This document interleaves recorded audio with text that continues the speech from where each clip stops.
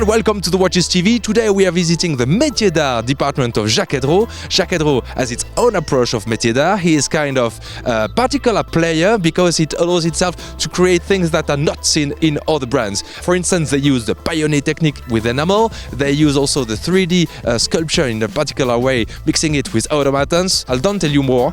Let's discuss with Christian Latman, Vice President of the brand, about that.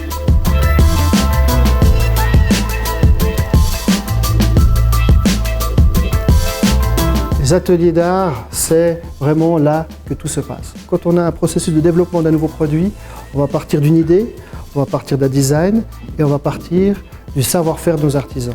C'est ce mélange d'idées et ce travail qui se fait ensemble qui donne des produits exceptionnels. Un métier d'art, c'est un métier qui consiste à travailler d'une manière artisanale, c'est-à-dire donner un côté artistique aussi à leurs produits et qui est fait d'une manière manuelle. Ça donne aux produits une consistance, une substance qui est extraordinaire. Et ça donne aussi un aspect, un éclat, une beauté qu'on ne retrouvera jamais à travers un travail qui est fait à travers la machine.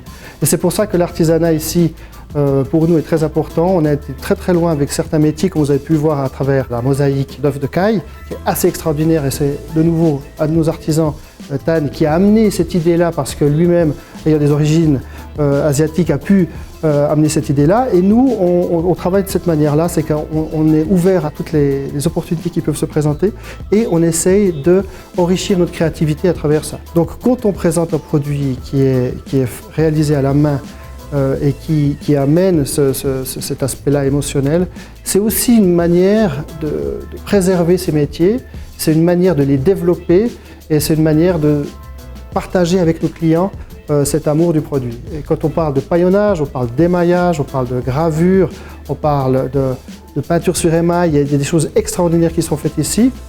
Et ça donne aussi ce côté rareté. La rareté est très importante parce que quand on veut faire en volume ce genre de métier, c'est pas possible.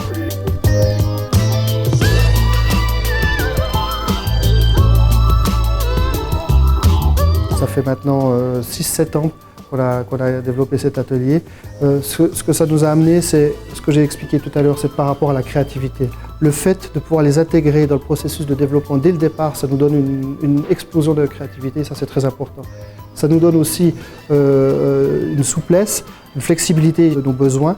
Et puis ça permet aussi à tous nos artisans d'être intégrés dans une marque et de pouvoir aussi s'identifier à cette marque et vraiment donner leur émotion à la marque. Pierre-Jacques Hédro était très très lié à la nature et c'est très important de pouvoir l'intégrer et surtout le communiquer à travers nos produits. On ne va pas simplement reprendre un métier et le refaire de la même manière, on va essayer d'imaginer d'une manière beaucoup plus contemporaine. Alors on a beaucoup d'idées, on n'a pas toujours toutes les capacités de tout faire en même temps, mais par exemple les paillons, c'est un métier qui existe depuis aussi des siècles, mais on le fait d'une manière aussi, on l'a traité d'une manière beaucoup plus moderne. Vous verrez encore à Bâle cette année, des couleurs qui sont différentes, qui donnent tout de suite un aspect différent. Nos produits sont faits pour durer éternellement.